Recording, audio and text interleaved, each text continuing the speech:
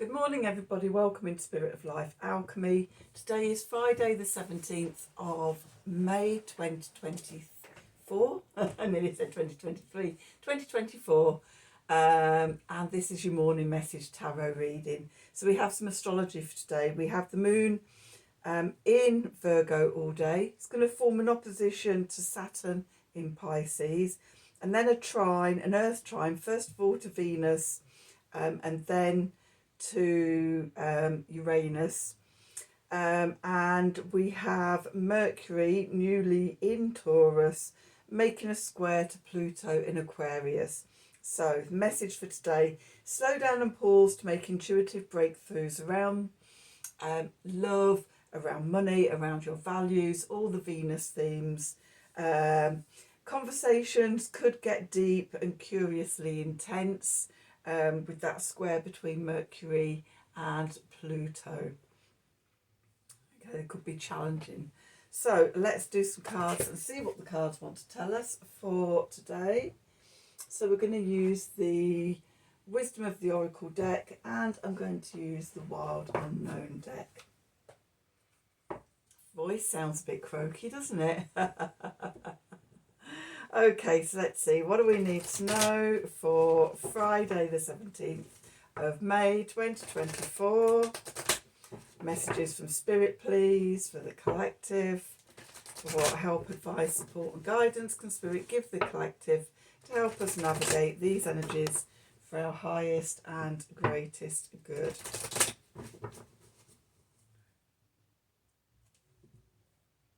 What do we need to know? Okay, so by the book, and I am noticing underneath go the distance, and the colours on the cards look very similar, don't they? So we've got by the book, exchanging gifts, and co-create.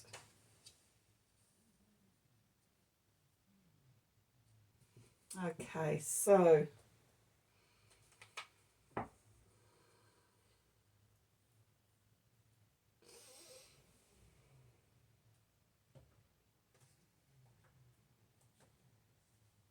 what I'm picking up from this energy, and the message that came through to me when I turned the cards over, was a fair exchange is no robbery. And I'm getting that message for doing things by the book and for exchanging gifts, giving and receiving. About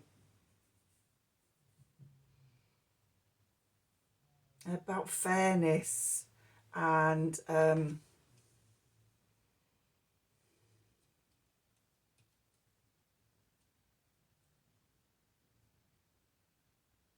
fairness and balance. Then we co-create at the end. This could be working with others. So that sort of exchanging of ideas, exchanging of gifts to each other,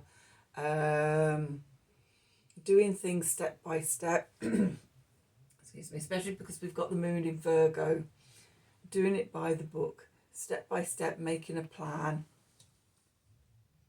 Okay, looking at your values around love, around money, and how you create on this by yourself and also with others.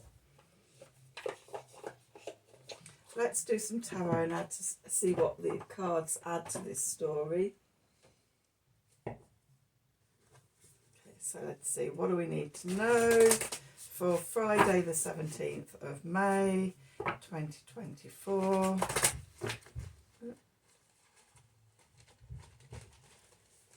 They don't want to go in together, do they? What help, advice, support and guidance can Spirit give the collective to help us navigate these energies for our highest and greatest good? What do we need to know? Okay, so with the cards not shuffling in at the beginning, there's a bit of a sense of tension. It be indicated by that square between Mercury and Pluto. And yeah, differences of opinion, different values around love, around money, around co-creating, could cause a bit of a bit of challenging upset. Okay, so play it by the book. Okay, then we've got justice. Okay, that's interesting. Justice, we've got the Five of Pentacles, we've got the Eight of Cups, we've got the Devil. He's been out a lot this week, hasn't he? We've got the Seven of Pentacles, we've got the Sun or the Knight of Pentacles, we've got the Three of Swords, and we've got the Daughter of Cups. Okay, underneath, what's going on in the subconscious, we've got the Eight of Swords, we've got the Ace of Swords, we've got the Eight of Pentacles. We've got 3 eights out. The 8 that we don't have so far is the Eight of Wands. But the energy is about change and movement. Okay, we've got the 3 of Wands, and we've got the 6 of Wands, and we've got the Fool. Yep. There we go. Okay, so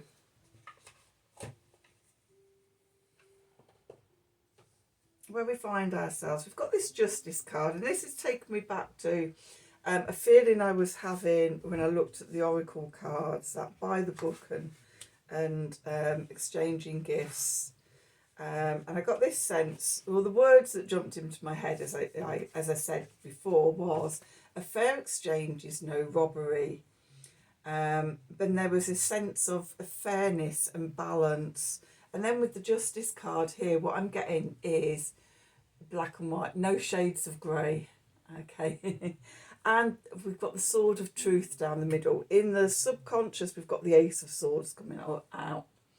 Okay.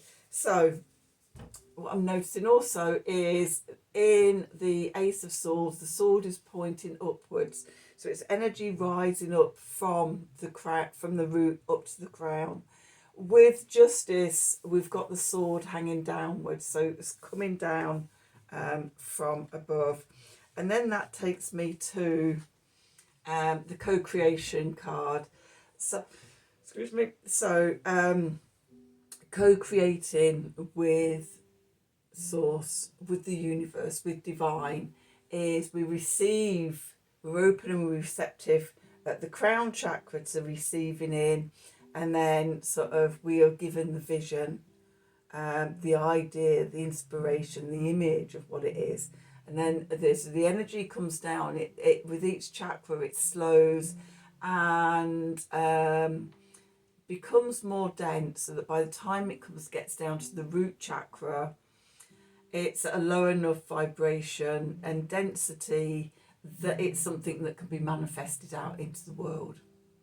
Okay, when you look at the vibratory frequency energies of the different chakras, then sort of the energy is slowing and condensing as it comes down from the crown to the root. When it's going in the other direction from the root upwards, we're starting at the solid body and our physicality, and then we're moving up into the emotions, then we're moving up into the mind, then we're moving up into spirit, or air, then we're moving into the ether, and then we're going up into the spiritual realms, and the vibration and the frequency is increasing as it's going up. So there may be an opportunity showing itself today of a chance to co-create with source. Okay. And the message to do it by the book, and the exchanging gifts and by the book, I think that the idea could be for you and somebody else. Like I'm seeing the co-creation on both levels, that were you with the divine, but also then you with somebody else, something you're going to birth with somebody else. So it may even be things like, you know, getting contracts, getting contracts signed with that sort of exchanging gifts. A fair exchange is no robbery. So yeah, doing things like that, having a consensus on the ground rules and things, you know, can stop any misunderstandings later. Getting it on paper, people's responsibilities, what people's input should be, you know, don't leave any grey areas. Get something with signatures on, even if it's just an agreement between you both. Get it all down on paper and both sign it. But if it's going to be a big undertaking, then you may need some legal advice and things like that.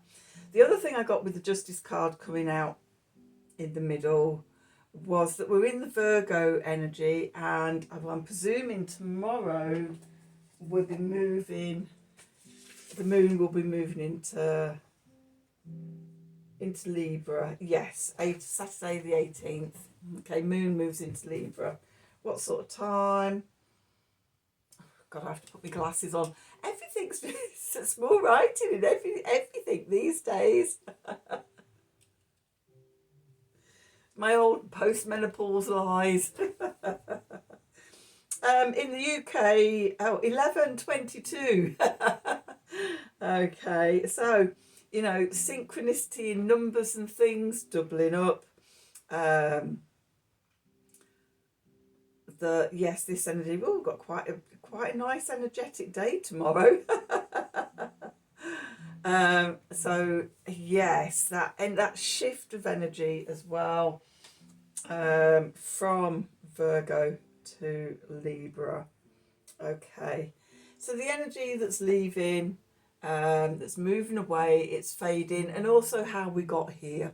We've got the Five of Pentacles here, and the Five of Pentacles is a card that indicates lack. You know, lack of love, lack of values, lack of money, lack of commitment, lack of anything and everything. And we often have this lack when we're looking outside. So we're not nourishing ourselves. We can be in resentment or jealousy or, you know, comparison of ourselves with other people. Okay, this is also connected to this co-creation and exchanging gifts and buy the books and everything like that. Okay. And the fair exchange is no robbery. That is a theme that keeps just coming back to me. Okay, so I don't know about you. So for me, the thing about the Five of Pentacles is that to turn that lack around, instead of looking outwards and comparing ourselves to everybody else, we turn our attention inwards to the portal of our heart. Okay, and connect to our abundance, our love, our wealth, check in with your heart for your values and things like that. So, yeah, nourish yourself. Okay, and just another thought's just come through, and it just reminded me when I looked at the diary. So today, the moon in Virgo is falling in Earth trine to Venus and then to Uranus. Tomorrow, Venus conjuncts Uranus in Taurus. So there could be a big breakthrough around money, values and love. Okay, so this could be an opener today. Okay, the message is, you know, we haven't been nurturing ourselves, and we need to turn that around today. Okay, so I don't know about you, but have you ever had sort of bought yourself a bunch of roses or something like that, and they all do that? Okay, and what you need to do is you need to add some glucose or sugar or fructose to the water, to nourish the the roses. And as you do that, their heads will come back up. They'll be able to lift their heads and they will bloom and flower. Okay, that might be a metaphor for us today as well. Okay, so as we nourish ourselves, we get to bloom and flower. Look at your exchange of energy and how you, what do you gift yourself, what do you gift your body, what do you gift your mind, what do you gift your emotions. Okay, so this could be, you know, sort of you to yourself as well, could happen on different levels. Okay, what's beneath us, our foundation, we've got the Eight of Cups here. So the Eight of Cups is walking away from something that we love, something that we're emotionally comfortable with, connected with, whether it's good for us or not. Okay, because I've noticed all the broken glasses in there could be, you know, sort of we're comfortable in that place, but actually ultimately it's sabotaging us, it's stagnating, and we need to move on towards new horizons for new growth and things. Okay, maybe you're gifting yourself an opportunity of growth as well as all the other stuff I've just talked about. Then the message from Spirit is, we've got the devil here, and what's just called to me was free yourself from any limitations. This energy with Uranus, with the moon igniting tomorrow's Venus-Uranus energy, and then that Venus conjunct Uranus tomorrow, this is liberation. Look at where we're limiting ourselves. That's where we're sabotaging. That's where we need to walk away from. Okay, and come back to the state of nourishing ourselves and co-create with Source. Okay, we may have to walk away from where we are co-creating with somebody else. It may involve a legal disentanglement, end of contracts. Okay, because it's not it's not working. Okay, so there's I don't know, normally I don't usually get so many tangents on the reading. It's normally quite clear, but I'm just, I think it's what it's feeling like to me is that this energy is very individual to people. And so people are all experiencing this energy, but they've got it going on in their own scenarios and their own ways. So yeah, there's just sort of all these different images coming in for me. So yeah, the main message from Spirit is about freeing yourself from what limits you. And another message that's just popped in is don't get your feet burnt. Okay, so that could be going back to the legal requirements, the contracts and things like that, protecting yourself. Whether you're going into partnership with somebody or you're leaving a partnership with somebody. Okay, so then what we're moving into is the Seven of Pentacles, which is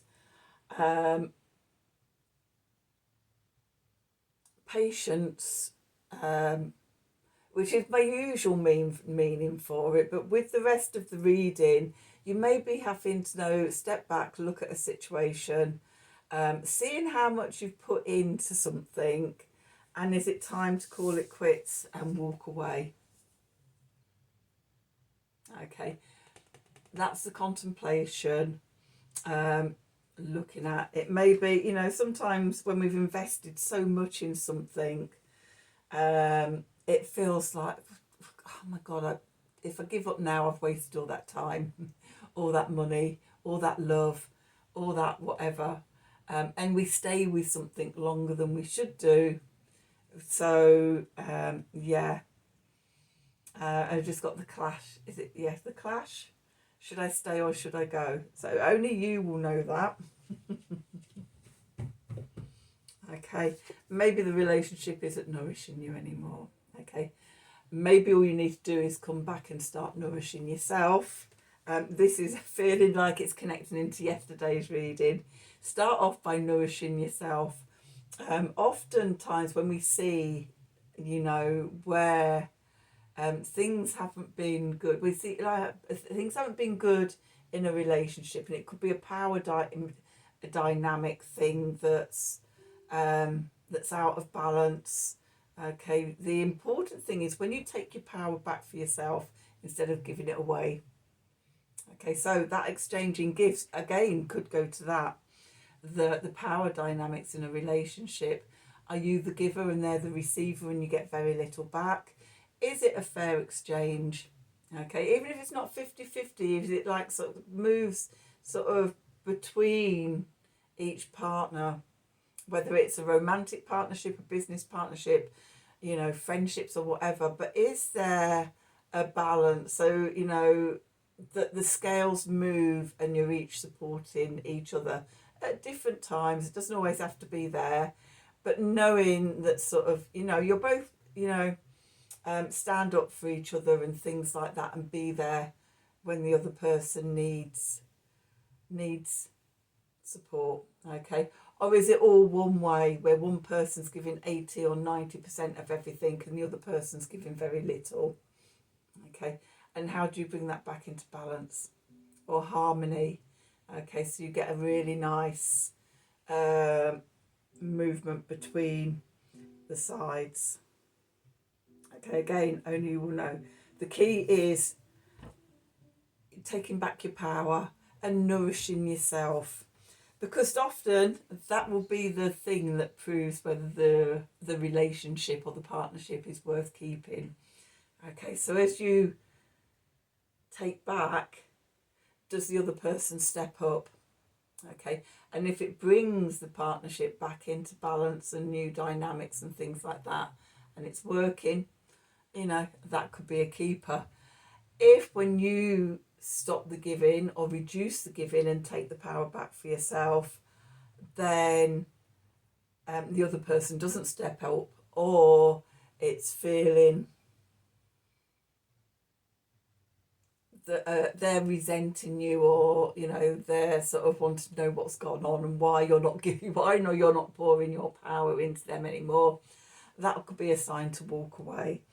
And as I said, everybody's different. There's all these different circumstances going on for different people, because obviously, what are we? Is it 7 billion on the planet now? Possibly even more. Maybe we're on our way to 8 billion. But we all see the same astrology. We're all impacted by the same astrology, but it's going to impact each of us very individually. Okay, some people may have similar things, but ultimately, on an individual level, we're all going to be impacted differently. So that's the main part of the reading, the clarifiers. We've got the Son of Pentacles here, or the Knight of Pentacles. Okay, mutable earth, air of earth, Virgo energy. Okay, so we're coming back to that Virgo energy.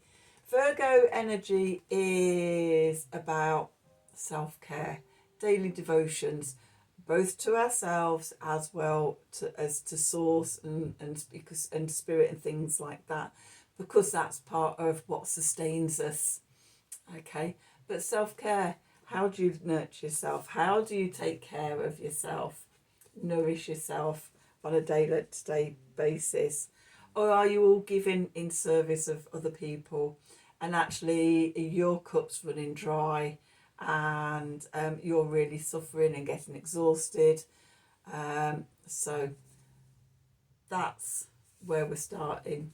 And it may be an idea to just slow down, step back, just, observe for a bit, see what's going on, and just go, oh, that's interesting when you see it. Okay. Because then we've got the Three of Swords. Oh, tangled emotions and swords through the heart. Okay. And with this, with the red threads, that is always for me, that, families and ancestry. Okay, so ancestor lines and things. Our heartbreak is so often tied up in, you know, our family lines, our ancestral lines, our past lives. Okay, and we bring it through to this life to, you know, open it up and do the work on it. Okay, so looking where that heartbreak is, and with you being asked to look at, oh yeah, because it is a square, isn't it, to Venus and Uranus. You know, there's challenging things here to get to that breakthrough around our values, around our love, and around money and finances. So look at the heartbreak within. Okay, and then we've got the daughter or the page of cups, which is about reconciliation. It's about forgiveness and apologies, which could be from yourself to yourself, from you to somebody else, from somebody else to you. It's also about following your bliss, little messages of love, following where those messages take you, following your bliss, which may be within the relationship, it may be taking you off somewhere else. But it's deeply connected to that power, that where you nourish yourself. Okay, and just had another thought as well. That Mercury squaring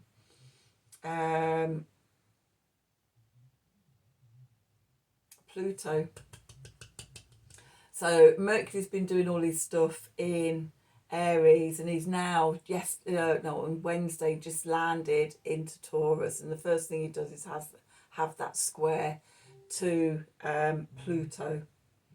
Okay, so this is sort of showing up deep curiosity and intense conversations about what we've been healing. Okay, and before, when I was talking about the Virgo moon to aspecting Venus and Uranus, and I said a square, it's not a square, it's an earth trine, so it's supportive. Okay, so you're being supported in this journey, as well as the questioning. What are you doing? Is this working for you?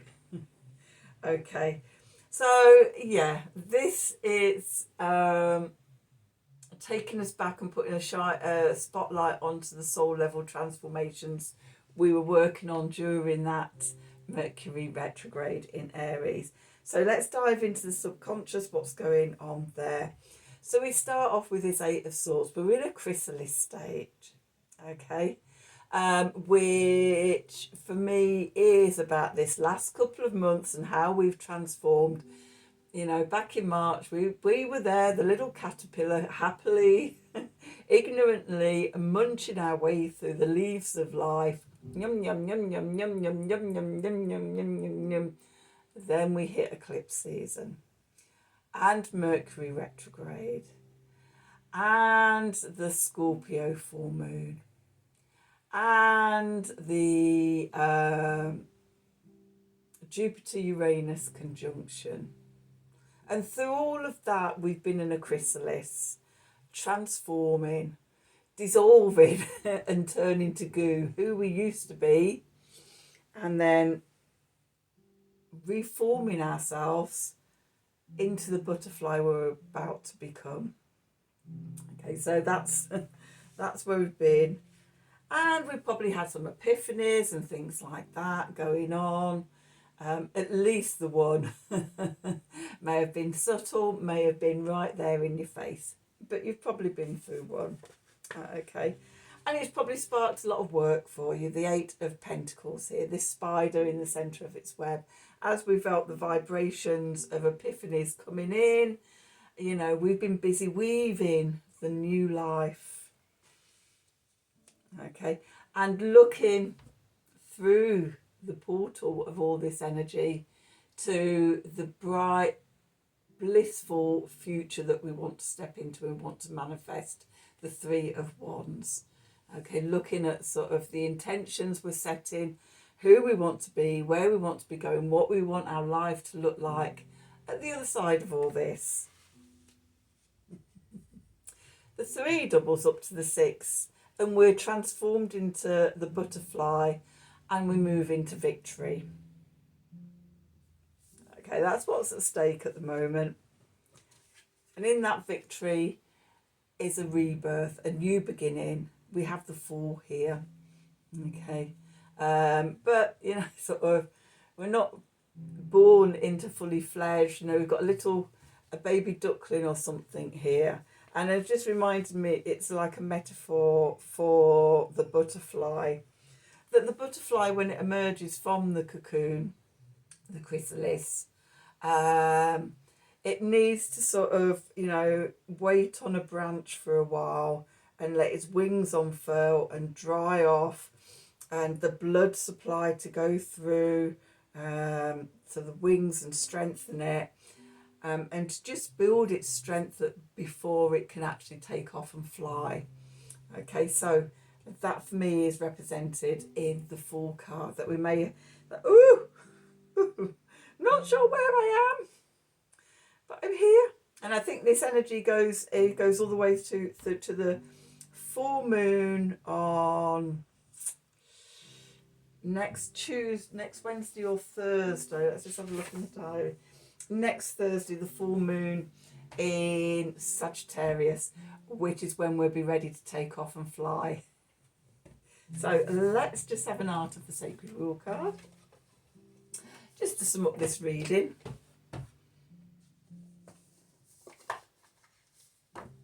We've got quite a lot of big astrology happening this weekend. Okay, Venus conjunct Uranus, the Sun conjunct Jupiter, Mars conjunct the North Node, and other stuff as well, which I can't remember off the top of my head. But, you know, I'll be going through the stuff each morning in the tarot reading.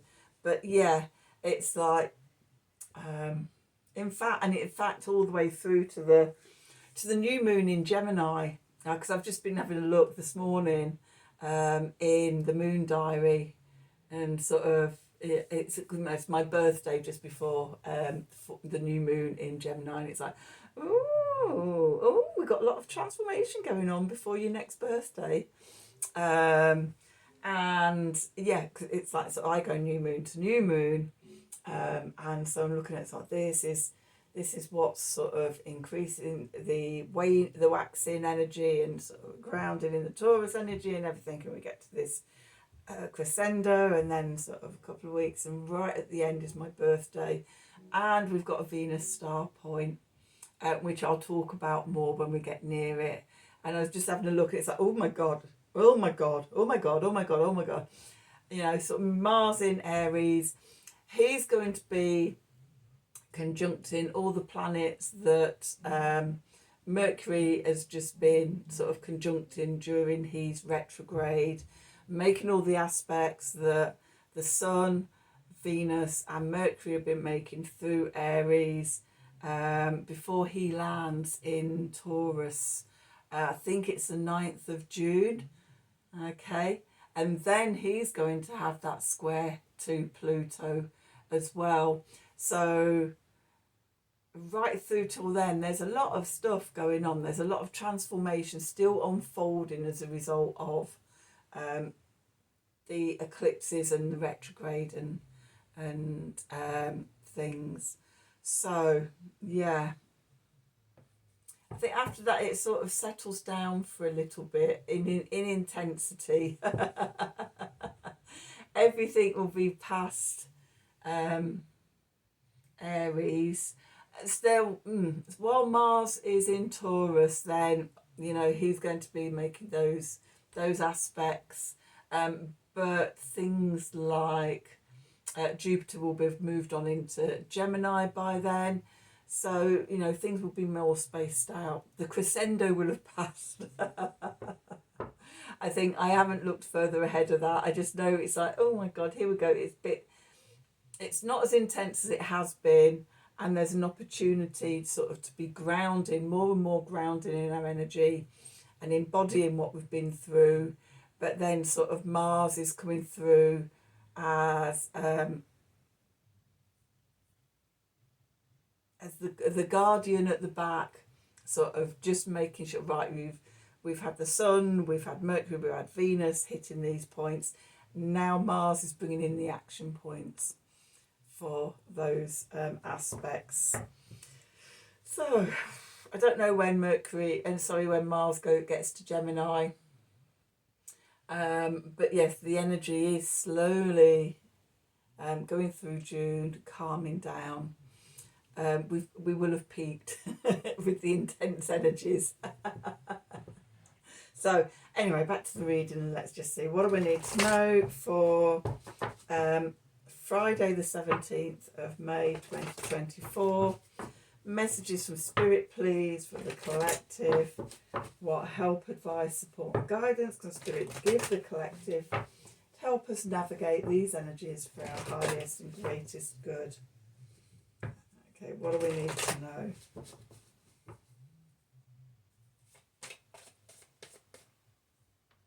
Ooh. It's actually that one. I'm going to take that one as well, though. And that one. Okay. Okay, so we've got number 16. Balance, tend to your own garden. What did I say about, taking your power back, nourishing yourself, take care of yourself. Number 12, commitment, tuning into her pulse. Make a commitment to yourself, make a commitment to be aligned and flow with the energies. And then number 4, meeting the moment of conception. And I'm seeing that as an epiphany, of suddenly a wake up of, oh my God, that's not been very equal and balanced.